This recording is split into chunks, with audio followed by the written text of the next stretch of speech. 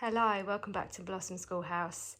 It has been a while actually since I last uploaded a video, but I have been prompted by a few messages to continue sharing, and I want this place to be a place where I share tips and advice, but also the struggles and everything that goes with homeschooling. So today I am just going to share a few different things, starting with my homeschool cart and how I've laid that out. Which I'll jump into in just a moment, and then just a general update of what we're up to, some new things we're doing, some new things we're using, and then I would just love to hear what you guys are up to. And are you homeschooling? Did you start this year? Are you a few years in, or maybe doing it in the future?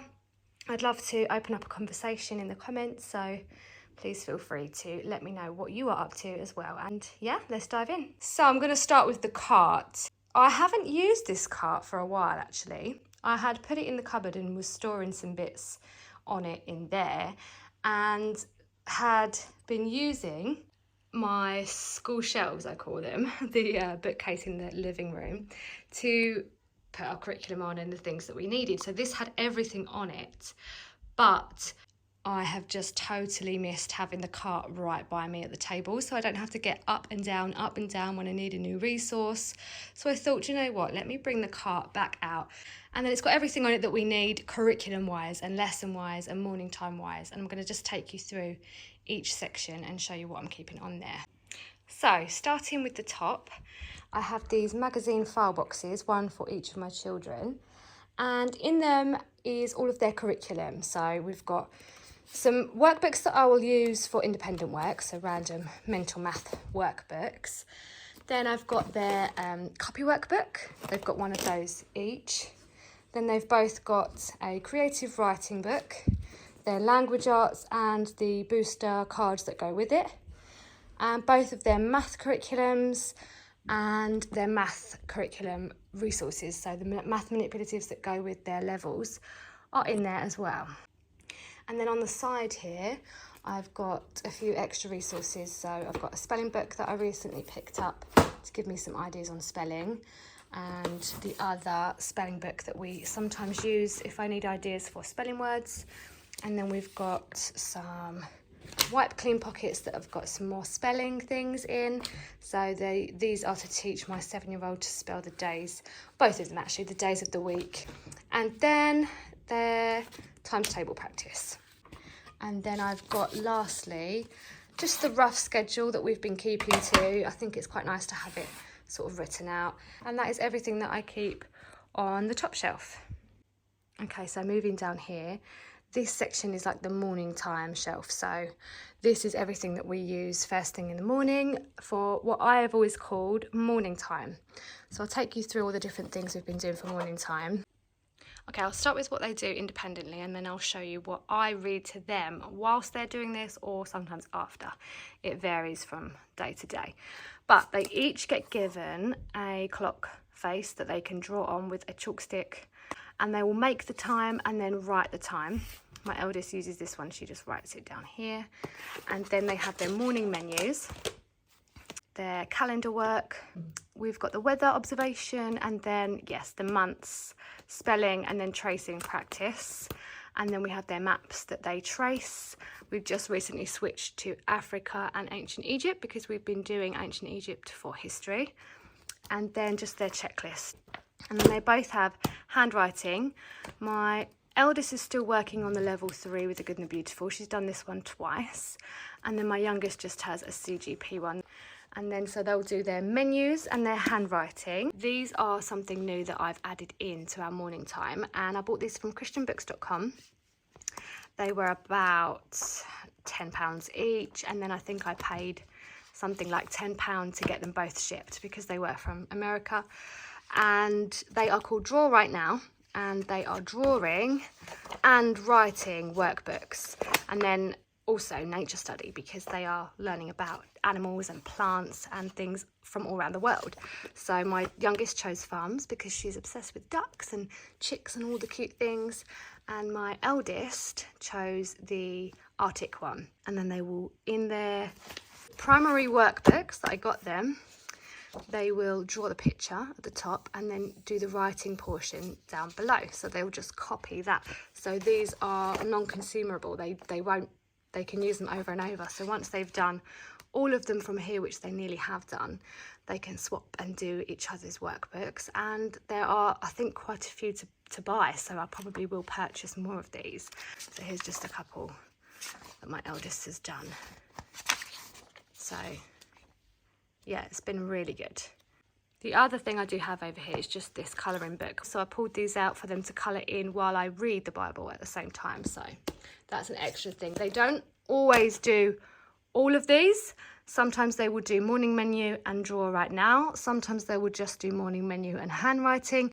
So like I say, while they are eating or doing their independent work for morning time, I will read to them. So I switch up what we use in morning time all the time, but at the moment this is what we're using. We're doing the Collins A Word a Day book, and you go to today's date and you read that word. So it will tell you how to pronounce it, and then it will tell you if it is a noun, a verb, and it will just give a breakdown of what the word means. So I've actually really enjoyed this. They will often say, can I read the word for today? And they'll pull it out and find today's word and read it. And like I say, I love the fact that it sounds it out for you so they can actually pronounce the word. So we've been doing that. So this is Unfolding Grace for Kids, a 40-day journey through the Bible. And it takes you through the whole Bible in selected readings. So for example, it says Jesus' ministry begins. It gives a small breakdown of what you are about to read in the scriptures, and then you're just reading the scriptures. And it's just a short reading for each day. And then the next day, Jesus' ministry continues, another quick breakdown, and then the scriptures. I love that it has selected the important parts of the Bible that sum up the whole Bible. So yeah, we've been really enjoying this one. Then we have done the catechism before. We did it when my eldest was young, and then we kind of ended up not doing it for a while, and I just wanted us to get back in to it. And I found this on Amazon. This is only for questions 1 to 10, but it's like a workbook for the catechism. So question 1, as in the first question of the catechism, there's 3 lessons on it. And then the second question of the catechism, there's 3 lessons, and so on. And you have 10 in here. So I will need to buy the second workbook and then the third and so on. But it gives you the first question and answer. And then it gives ways for them to remember, so they fill in the blanks. They could write in here, but I've not been doing it like that. I've just been getting them to tell me orally the answers, that we don't do any writing or anything like that. Mostly it's just a little bit of reading. I love that it explains the words of the catechism to the children in a way they will understand. So chief end, meaning main purpose. And then we are on question 3. And I'll give you another example. So in question 3, it says, what do the scriptures principally teach? It tells you what principally means and what is a duty. And it just gives them a way to actually understand what the question is saying. And this is just what the rest of the book looks like. And then literally yesterday, we started this. It does mention inside using this over Easter, which is why I have finally pulled it out. But it has 40 readings. Again, they're nice and short, and they are all pointing to how and why everything points back to Christ. So day 1, Jesus is the firstborn over all creation. That is your reading, and then you reflect serpent crusher, the ark and the door, and so on. So it does say, and I have heard it recommended, that this is a great one to do over Easter. And I think you can begin it Ash Wednesday, and then it sort of fits in perfectly, for Lent and for Easter. The catechism and the Bible are the 2 things we will always do in the morning. If we have time, if we're not rushed in the morning, we'll also do a reading out of here.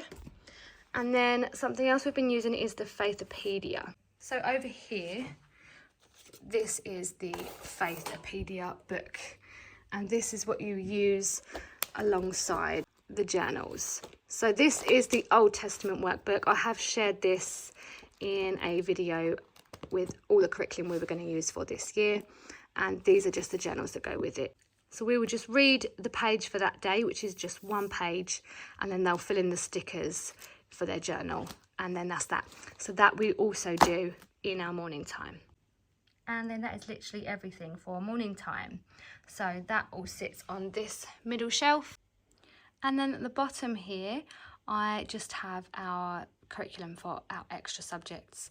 So we've just got our main, we've got the girls' pencil cases firstly, and then I've got science curriculum. So we recently got the space science from The Good and the Beautiful. That's been really good. We've still got their Little Hearts and Hands curriculum, and then Ancient Egypt and the Mystery of History. And then I've got some geography read alouds here as well. We haven't been focusing heavily on curriculum for these extra subjects just recently, as I'm going to do a video on this, but it's been a little bit overwhelming trying to keep up with curriculums for all of these subjects in this season of life that we are in. So I'm going to share more on that in another video. But for now, we still keep this curriculum here. We pull it out as and when we have the time to do a lesson out of there. And yeah, so that is literally everything on the cart that we need for all subjects, morning time, and our extra subjects. So that's it, that's our homeschool cart. I've absolutely loved having this back in my life and keeping everything on there and just having it next to us where we school, which is at this table. Another new thing that I've added recently to our homeschool is this spelling board. I've been trying to help particularly my oldest with spelling, and it just came to me one day to pull out the whiteboard and gather the resources that we have for spelling, which are these magnetic letters and various books and things like that, and just create a spelling board. So we have got some history stuff on here that I ended up writing down, but mainly this whole board is for spelling. And I decided to get them to write their spelling words. So they'll use a whiteboard pen, got different colours in here, and then they will make the words with the magnetic letters, and they'll do them all down the side there. And then they have to use it in a sentence, and that is where these books come in. And they just literally either make up their own sentences and write them in here, or what I had been doing is, these have rubbed off now, but I had been taking a few of the spelling words and just writing out sentences with the correct punctuation and capital letters and full stops and things like that. This is not a very good example because it's rubbed off, but I would just set out this on our stand-up whiteboard, and then they will then write out their sentences in here. And that has been working wonders actually for both of them. The other thing it's really great for is if I'm working with one child on a particular subject, the other one can be doing this because they do not need me for it at all. All I will need to do is make sure that their spelling words are written on the board clearly for them to see.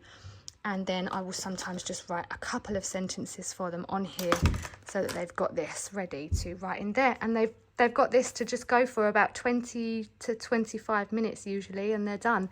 And that is their spelling practice each day. We have been doing this pretty much every day. And in the end, I did have separate lists for them, but I've just decided they can both just practice the same spelling words. So that is something I've absolutely loved introducing into our homeschool recently and has been working really, really well. Other than that, we've just been soldiering on with school. I've hit a little bit of a plateau recently with curriculum, which I will share more about in an upcoming video about our world studies, which is what I'm now calling the extra subjects, geography, history and science. I'm going to talk about all of that in that video, so look out for that one. But yeah, I've just been reminding myself that we don't need to conform to this curriculum, that this curriculum is a guide and it is a basis for some work and it can be a great help. But the main focus of our particular homeschool is to promote a love of learning. And that is what I am trying to remind myself of. I have been feeling like I have to tick off the box for every lesson, and we have to finish the math book by the end of the school year, and if we don't, we've failed. And all those negative thoughts have been whirling around my mind for too long.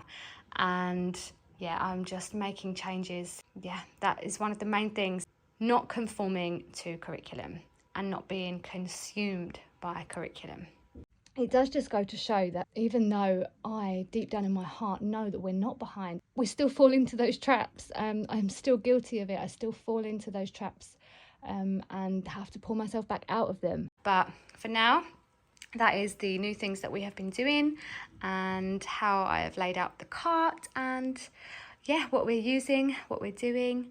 And as I said, please leave me a comment. Tell me what you're doing, what you're loving, what you're hating, any struggles that you're having, or anything that's working really well and you're really enjoying. Let's just chat about homeschool because I'm here for it.